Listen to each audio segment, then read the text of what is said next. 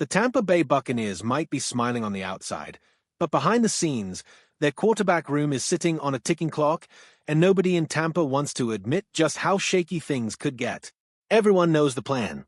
Tampa Bay wants to lock up Baker Mayfield long-term. That's the goal, that's the hope, that's what every front office meeting is supposedly building toward. But here's the problem. The calendar doesn't care about hope. The training camp deadline is closing in fast, and as of right now, there's been zero real movement on a new deal. Not a little progress. Not a signal that something's close. Nothing. And if this year turns into a full contract year for Mayfield with no extension signed, he walks right into free agency next offseason with every team in the league able to make a pitch. Would he stay in Tampa? Maybe. Would he leave? Also very possible. Nobody actually knows, and that uncertainty alone should be enough to make Buccaneers fans nervous.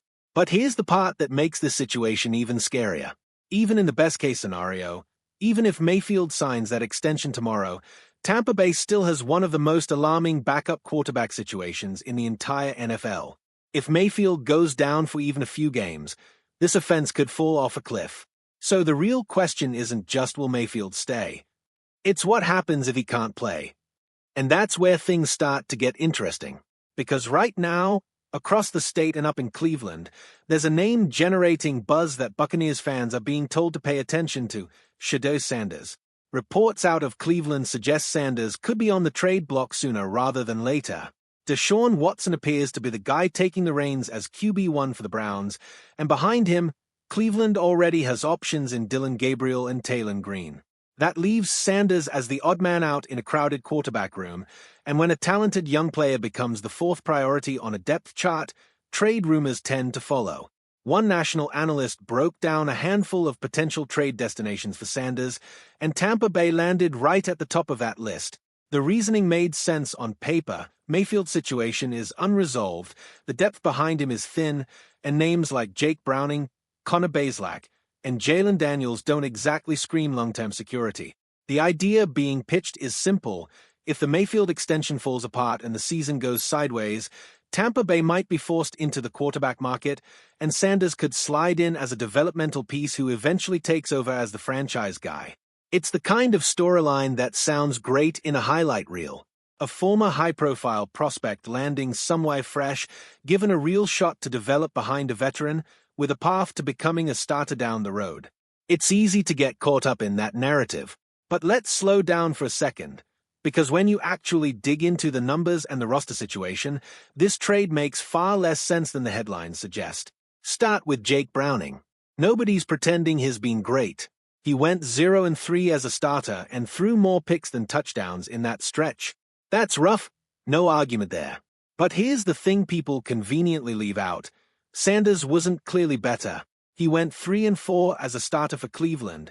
Sure, technically a better record, but he also turned the ball over more than he scored touchdowns, and his completion percentage actually came in lower than Browning's.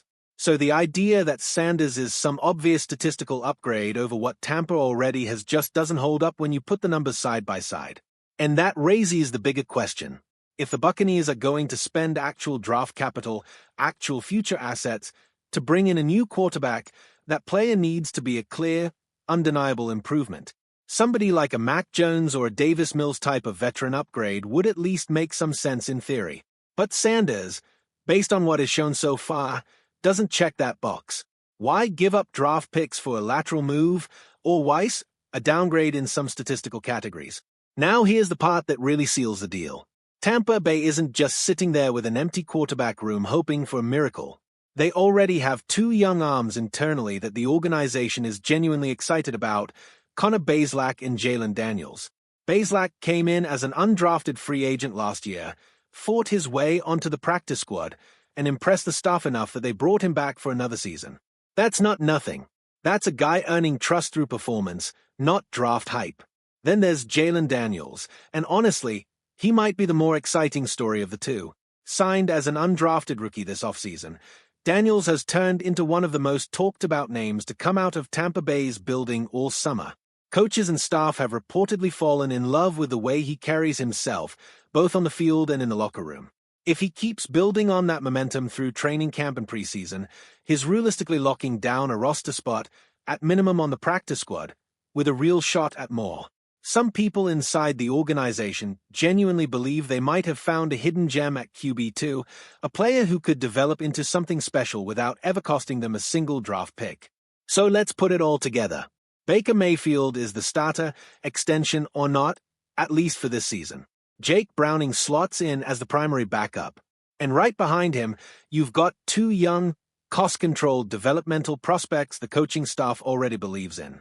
Trading draft capital for a player who hasn't proven to be a clear upgrade when you already have internal options you're excited about just doesn't add up from a roster-building standpoint. Given all of that, it's hard to imagine General Manager Jason Licht seriously pursuing a Sanders trade. The value isn't there, the numbers don't support it, and the depth chart is already more promising than people realize.